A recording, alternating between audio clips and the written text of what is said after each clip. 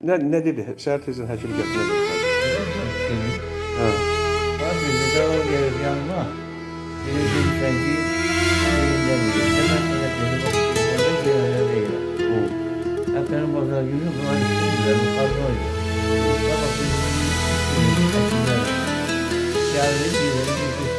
Sabah bir asırlardır yalnızım, pişmanım alın yazım. Bir öfkeye mahkum ettik her şeyi.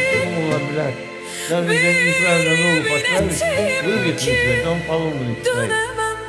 Ben de özümde sürekli bana gelen. Hüzün tünellerinde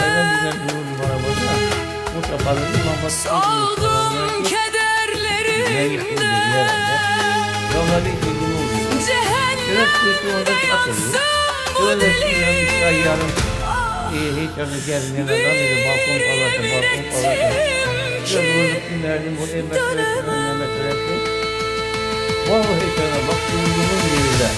Seni versinler ellere, beni vursunlar. Sana sevdanın yolları, bana kurşunlar.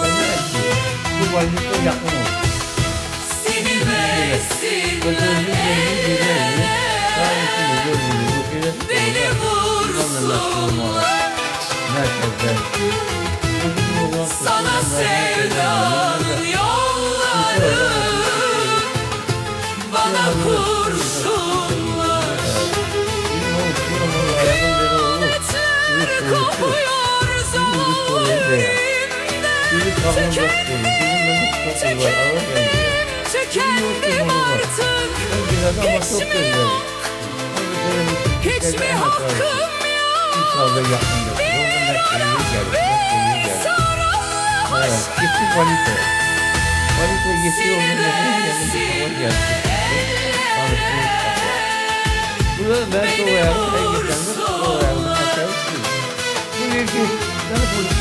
Sana sevdanın yolları, bana kurşunlar. Kimin ki oğlu? Seni versinler Rami. ellere, Olur ki.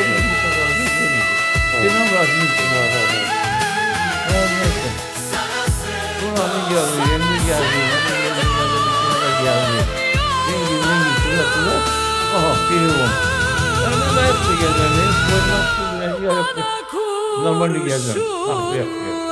Ben 10 gün biliyorum. Bak öyle. Ha bu yakın.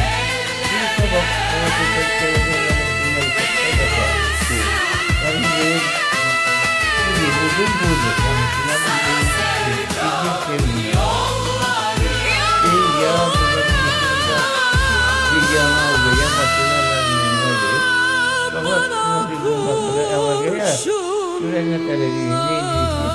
ağzı bir olsun. Adı ne kimi? Vasif. Emil Kərim. Vasifdir, Emil Vasif. deyil ki. Yok. Vasifdir, Vasif. Hı. Gözüm yaxşı, sağ olsun, ciyərəm. Gözüm işlər. Bir durgun yerə kova çıxsan buna deyiklər, bax. Bəs dedilər Emilə verəcək səni, Emil Kazımlıya. Emil kimdir? Buran həkim, travmatoloq. Tanımıram onu. Hiç kimi tanımıram. Ben o vəziyyətdə güzel ol.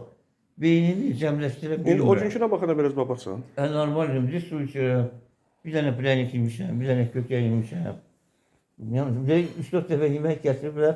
Prosta durmaq olmur, bir şey olmur, nə yemək var. Feydə, gəldim, gördüm, indi sınıq var, yerindədir. O sınığa yaxşı demək olmaz.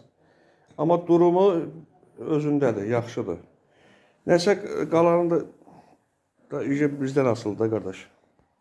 Neyse, bu da belə. Bu da belə gitti.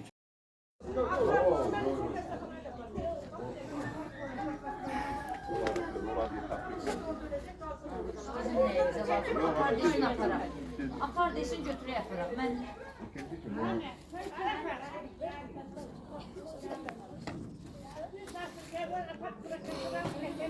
Ha. Təcili yardım gəlibdi. Boynu almır xəstəni aparmağa. Göyçay rayonu.